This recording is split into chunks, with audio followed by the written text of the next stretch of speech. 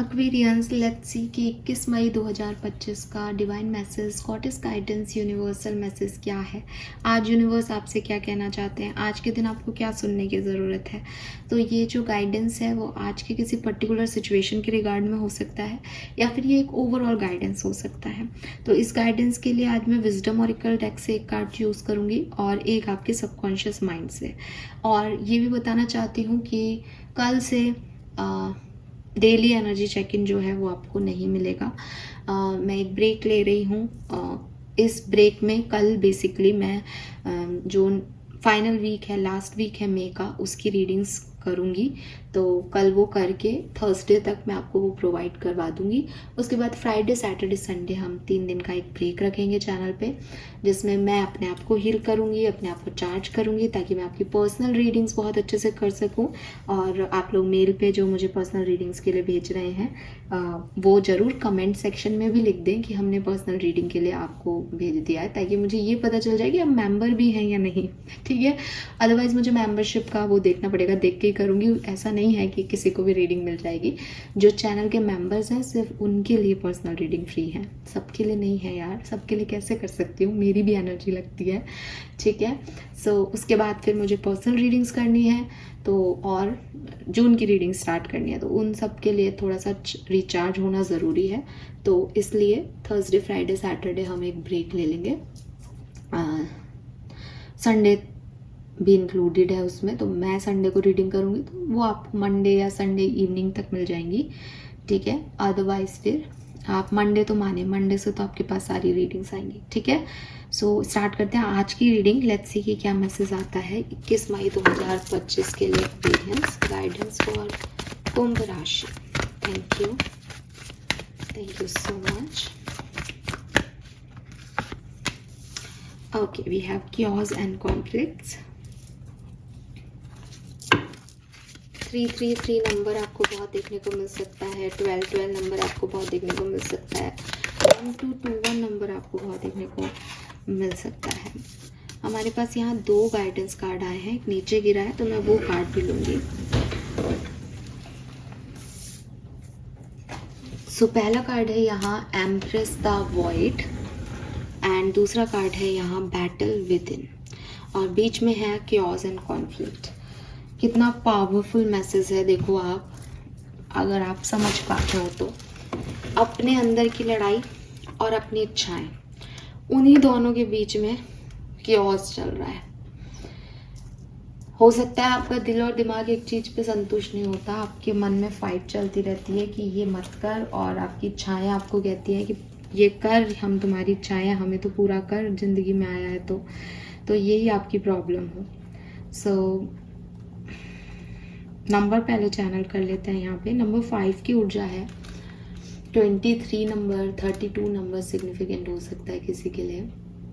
25 number की ऊर्जा है, 7 नंबर की एनर्जी है। 33 है यहाँ पे 6 नंबर, 1 नंबर भी significant, 1 10 1 10 11, 1 number, 10 number, 11 number, 5 number, 32 23 number और 3 नंबर, 6 नंबर, ठीक है। 7 नंबर, 25 नंबर, ये यहाँ पे मुझे सिग्निफिकेंट दिखते हैं नंबर।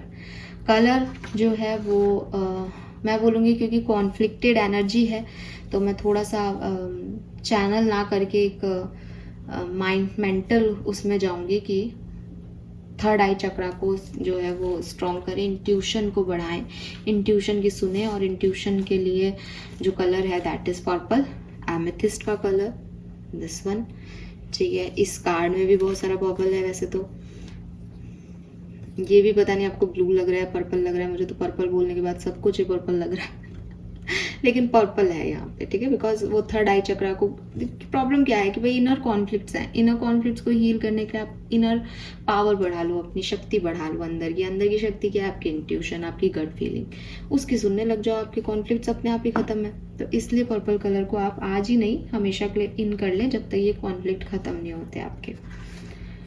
आप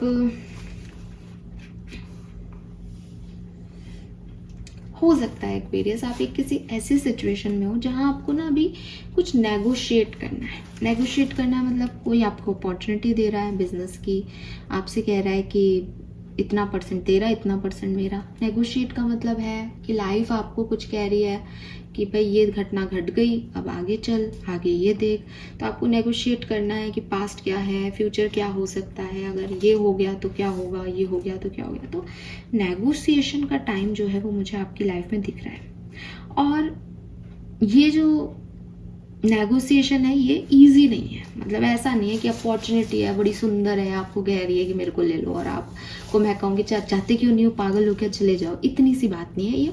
यहाँ पे बड़ी एक एडवेंचरस साइड है इस नेगोशिएशन का कि आगे खाई है, पता नहीं है, ठीक है। जो अपॉर्चुनिटी आ रही है वो आपको अच्छी लग भी नहीं रही, लेकिन आपके पास कोई चॉइस नहीं है कि क्या करूं। तो बड़ा समझ में नहीं आ रहा कि यार ये ले लूं कि इसमें और ज़्यादा ना फंस जाऊं, फंसाबाज भी हूं लेकिन कहीं और नहीं फंस जाऊं। तो ऐसा नेगोशिएशन है जो आपको बड़ा एक एडवेंचरस वाइब दे रहा है, ठीक है। और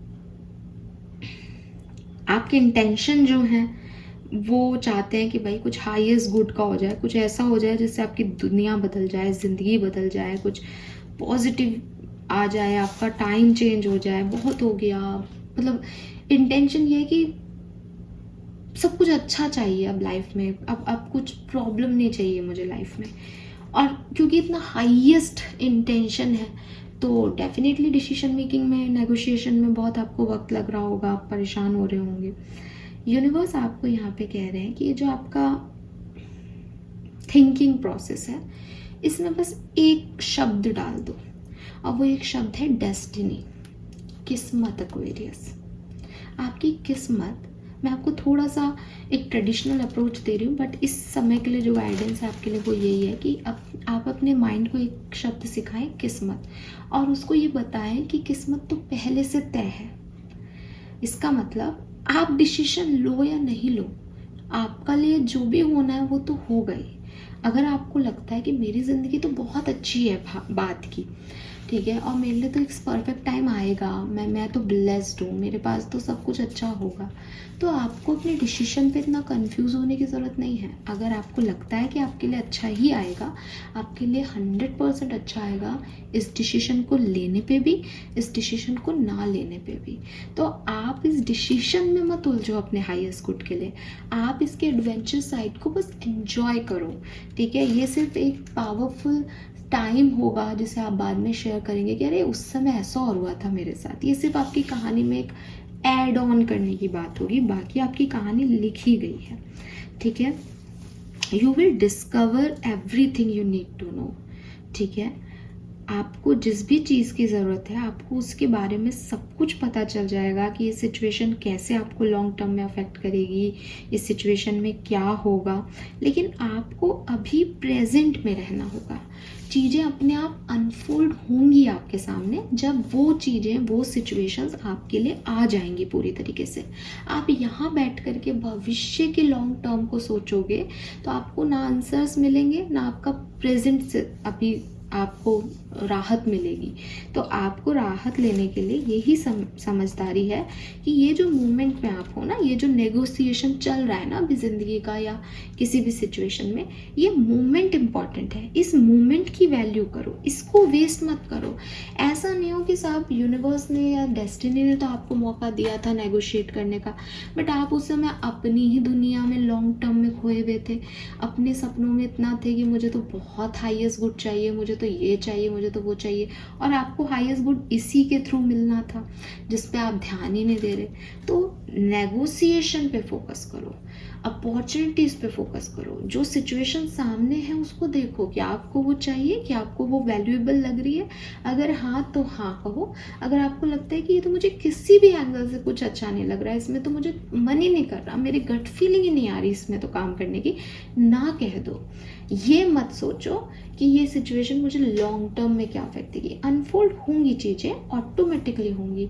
आपको अगर ऐसा लगता है कि आप बहुत सोचोगे, समझोगे, तो ये चीज़ें आप खो दोगे, ठीक है। तो इतना मत इसमें दिमाग लगाओ। बस इसमें ये है कि आप जैसे जंगल में घूमने जाते हो, है ना, हम एडवेंचरस ट्रिप प्लान करते हैं और सब ऐसे, अरे यार नहीं ऋषिकेश चलेंगे, वहाँ एडवेंचरस राइड करेंगे, ये करेंगे, पैराग्लाइडिंग करेंगे। हमें नहीं पता ना हम उससे गिरेंगे नहीं, हम सोचते भी नहीं हैं, हम एक्साइटेड होते हैं। जो लोग ये सोच लेते हैं कि अरे यार मैं गिर गई तो, अरे यार ये हो गया तो, वो हो गया तो, वो नहीं करते वो राइड्स, वो डरते हैं, फिर वो नहीं करते। आप अपनी ज़िंदगी में उसी चीज़ को हकीकत बना रहे हो कि यूनिवर्स आपको मौका दे रहा है, अपॉर्चुनिटी दे रहा है, आपसे नेगोशिएट कर रहा है, आजा आगे बढ़ जा, ये पाले। और आप कह रहे हो अगर ये भी वैसा हुआ तो आगे कुछ हुआ नहीं तो इसका इस सिचुएशन में जाने का क्या फ़ायदा। क्यों क्यों कर रहे हो? ये एडवेंचरस राइड है, इसको एडवेंचर की तरह लो। ठीक है, तो पहला मैसेज तो आपके लिए ये है। दूसरी चीज़, battle within and embrace the void. अब यूनिवर्स क्या कह रहे हैं, कभी कभी ना हम अपने दुश्मन खुद ही बन जाते हैं। मतलब किसी को हमारा बुरा करने की ज़रूरत ही नहीं पड़ती, हम अपना बुरा खुद कर रहे होते हैं। और आपको अगर ऐसा लगेगा कि ऐसा तो कोई बेवकूफ़ी होगा, तो मुझे लगता है कि एक बेवकूफ़ तो आपके सामने बैठी है। ठीक है, और मैं आपको एग्ज़ाम्पल दूं तो मैं पूरी तरीके से तो खुद को नहीं आपके सामने लेके आऊँगी, लेकिन मैं इस चीज़ को बहुत अच्छे से जानती हूँ। बहुत बार ना वेरियस हम अपनी सेंसिटिविटी में, अपने इमोशंस में सामने वाले को इतना वैल्यूएबल बनाते हैं अपनी लाइफ में, सामने वाले को इतनी वैल्यू देते हैं लाइफ में, चाहे वो हमारे पेरेंट्स हों, चाहे वो हमारे सिबलिंग्स हों, चाहे वो हमारा कोई इमोशनल पार्टनर हो, फ्रेंड हो, उनको हम इतना वैल्यूएबल कर देते हैं कि अच्छा तुम्हें ये प्रॉब्लम हो रही है, मैं हूँ। अच्छा आपको ये चीज़ अच्छी नहीं लग रही, मैं हूँ, मैं कर लूँगी। आपके पेरेंट्स आपको कहते हैं कि बेटा लव मैरिज तो हमारे ख़ानदान में किसी ने नहीं की है, तो तू भी देख, हमारा नाम ख़राब मत करना, और बड़ा है, मैं घर का बड़ा हूँ, तू भी घर की बड़ी बच्चा है, तो तेरे को ऐसा कुछ नहीं करना। तो हम ना इस सेंसिटिव अप्रोच को अपने सिर पे रख लेते हैं कि मैं तो प्यार नहीं कर सकता, मैं तो अपनी मर्जी से डिसीजन मेकिंग नहीं कर सकता। अब मेरे को किसी के लिए फीलिंग भी आए तो भी लाइक मुझे इससे बचना है, कंट्रोल करना है, नहीं करना है, इस सिचुएशन में जाना ही नहीं है अपन को, अपना रास्ता ही नहीं है। मम्मी क्या कहेंगी, पापा क्या कहेंगे, मम्मी नाराज़ हो जाएंगी। तो बचते बचते बचते बचते आप एक ऐसी स्टेज पे आ जाते हो जहाँ आप माँ बाप की पसंद की शादी करते हो, और फिर आपको लगता है कि यार ये वो व्यक्ति नहीं है जिसे मैं ढूंढ रहा था या ढूंढ रही थी। फिर आप एक रिस्पॉन्सिबिलिटी में होते हो कि मम्मी पापा की इज्जत है, मैं मम्मी पापा को बता ही नहीं सकता कि ये कितना टॉक्सिक पर्सन मुझे मिल गया। तो ये एक सिचुएशन होती है जहाँ यहाँ दुश्मन कौन, माँ बाप ने आपको कहा टॉक्सिक व्यक्ति को डील करता रहे बेटा, जैसे झेलता रहे या मर जाए, नहीं। आपको माँ बाप ने ये भी नहीं कहा कि तू अगर पसंद से शादी करना को कहेगा तो हम मना कर देंगे। उन्होंने बस आपको ऐसी अपब्रिंगिंग दे दी जिसका बोझ आपने अपने सर पे उठा लिया, राइट। तो आप दुश्मन कौन है इस पूरी सिचुएशन में? आप खुद अपने दुश्मन हो। आपने खुद ने ही अपनी कहानी बना ली, आपने खुद ने ही अपने डिसीजन ले लिया, आपने खुद ने ही समझ लिया कि ये नाराज़ हो जाएंगे, आपने अपने बारे में कभी सोचा ही नहीं। तो आप ये हो। दूसरी तरफ अलग तरह के लोग भी होते हैं। कैसे कि एक रिलेशनशिप में आए, अब रिलेशनशिप में सामने वाला रेड फ्लैग है, वो जैसे नाचना चाह रहा है वैसे नाच रहे हो, वो थर्ड पार्टी को भी ले आया तो भी आप कह रहे हो कि देखो इसको छोड़ दो, प्लीज़ छोड़ दो ना, तुम तो मुझसे प्यार करते थे ना, तुम तो इसको छोड़ दो, इसको निकाल दो। वो 2 दिन के लिए आपसे झूठ बोल रहा है कि हाँ चल छोड़ दिया, आप फिर राजी, फिर तीसरे दिन आप उसको कह रहे हो, लेकिन आप उस व्यक्ति को नहीं निकाल पा रहे, आप उस व्यक्ति के लिए डिसीजन मेकिंग नहीं कर पा रहे, क्योंकि आपने तो अपने आप को अंधा बना रखा है। आप खुद ही तो उस थर्ड पार्टी में फंसते जा रहे हो, आप ही तो चाह रहे हो कि थर्ड पार्टी भी रहे, आप भी रहो और वो भी रहे, आपने ही तो वो मौके दे दिए उस व्यक्ति को। तो द थिंग इज कि हम खुद ही खुद के दुश्मन निभा रहे हैं यहाँ पे। हम एक बार में डिसीजन लें कि भाई तेरे साथ ऐसा क्या है, कि तेरे में क्या गड़बड़ है, कि तेरे को हम समझ नहीं आ रहे, तूने ही हमें लाया, फिर तू थर्ड पार्टी को क्यों ला रहा है, पागल है क्या, जा तू थर्ड पार्टी के पास ही रवाना हो। इतना तो हम कर नहीं रहे, हम खुद उस सिचुएशन में इन्वॉल्व हो रहे हैं और खुद फिर भुगत रहे हैं उस चीज़ को।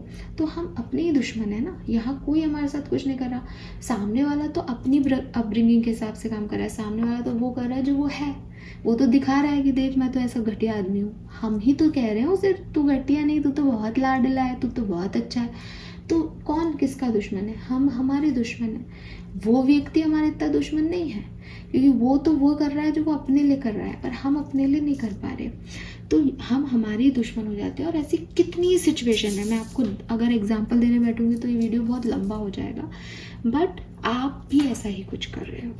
आप अपने दुश्मन खुद हो, अपने अगेंस्ट काम कर रहे हो। आप चाहते कुछ हो, कर कुछ रहे हो, बनना कुछ चाहते हो, पढ़ाई कुछ कर रहे हो, पसंद किसी को करते हो, शादी किसी से कर रहे हो, शादी करना चाहते हो, लोगों को आप कह रहे हो मैं तो सिंगल ही रहना चाहता हूँ, दुख में मरे जा रहे हो, रोना आ रहा है, तबाह हो रही है लाइफ, हंस के दिखा रहे हो दुनिया को नहीं मैं तो बहुत खुश हूँ, लोग कह रहे हैं अरे इसकी जैसी ज़िंदगी हो, और आप भी जानते हो आपकी ज़िंदगी क्या है। क्यों अपने आप को इतना एंटी दिखाना, जो आप में है ही नहीं, उस चीज़ को आप जो है आगे बढ़ा रहे हो। तो यूनिवर्स आपसे यही कह रहा है कि इस सिचुएशन को रिजॉल्व करो जितनी जल्दी हो सके। तुम अपने दुश्मन होते जा रहे हो, तुम खुद से झूठ बोलते जा रहे हो। दुनिया को धोखा देना एक बात है और खुद को धोखा दे देना अलग बात है। हो सकता है शुरुआत दुनिया से हुई हो सकता है आप कहोगे मैम अब दुनिया को क्या ही बताएं कि हम कितने दुखी हैं, तो हमने मुस्कुराना शुरू कर दिया। एग्री, अब आप अकेले में मुस्कुरा रहे हो, अब आप बैठे हो, आपकी लाइफ में कुछ नहीं, आपके पास ना नौकरी है, ना कोई परिवार है, ना कुछ है, और आप अपने आप को शाह रहे हो अरे सब हो जाएगा, एक दिन सब हो जाएगा, मैं सब कर लूँगा। कर्म तो कर ही नहीं रहे, धोखा खुद को भी देना शुरू कर दिया आपने दुनिया के साथ साथ। Don't do this. इसका रिजोल्यूशन जितना जल्दी ढूंढोगे उतना जल्दी लाइफ में आगे बढ़ जाओगे। ठीक है, then we have embrace the void. Your true potential is waiting to be discovered. Emptiness, creative power. तो कुछ तो है आपकी इच्छाएं जिन्हें आप अवॉइड कर रहे हो, जिन्हें आप देख नहीं रहे हो, जिन्हें आप छुपा रहे हो, और छुपाते छुपाते शायद वो इतनी छुप गई कि आपको भी नहीं पता कि आपके अंदर वो वॉइड है, वो इच्छाएं हैं। अपनी डिज़ायर्स पे काम करो, नो मैटर कि वो दुनिया को क्या देंगी, आपको क्या देगी, क्या नहीं। आज आपके पास क्या है, आज आप दुनिया को क्या दे रहे हो। आप अंदर ही अंदर सबसे नफरत करते हो कि सब बुरे लोग हैं, सब मेरे अगेंस्ट है, और आप उस दुनिया के साथ हंसते हो, खेलते हो, घर आ जाते हो। तो इससे अच्छा है ना कि आप एक व्यक्ति को तो खुश करो, वो आप खुद हो कि मैं तो मेरी इच्छा का काम कर रहा हूँ, भाड़ में जाए दुनिया, तो मेरी वैसे भी नहीं है। ना तो आप खुद की खुशी के लिए कुछ कर रहे हो, ना आप दूसरों को प्रॉपरली समझ पा रहे हो। तो कहाँ हो यार एक्वेरियस, कहाँ हो? सोचो, इसमें बुरा मानने की बात नहीं है।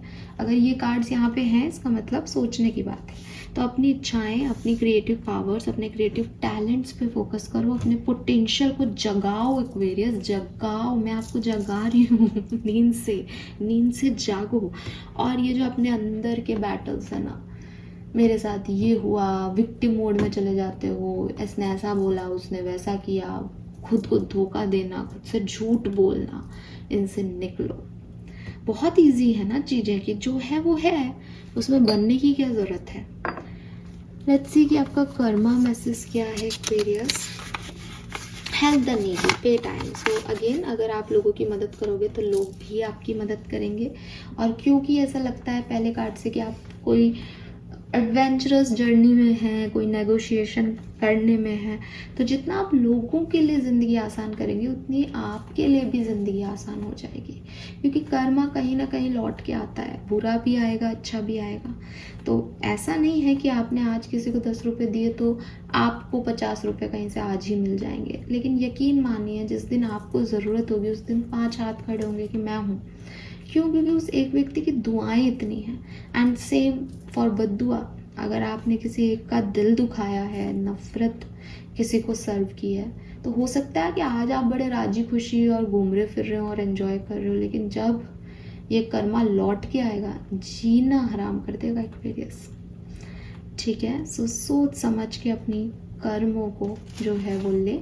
और सबसे बड़ी चीज़, दूसरे के साथ बुरा कर्म करने पे तो लौट के आ जाएगा। खुद के साथ जो कर्म बुरा कर रहे हो वो तो अभी आगे नहीं बढ़ने दे रहा। तो सबसे पहले तो उसको बदलना है। सबसे पहले तो ये कार्ड आपको समझना होगा कि आपको अपने आप के लिए एक्शन लेने पड़ेंगे, अपने इनर कॉन्फ्लिक्ट्स को डील करना पड़ेगा। ठीक है, this is all for you. I hope ये आपसे रेजोनेट होगा guys. Thank you so much reading को सुनने के लिए। चैनल को लाइक और सब्सक्राइब कीजिएगा। अब हम मिलेंगे संडे या मंडे को। Okay, bye bye.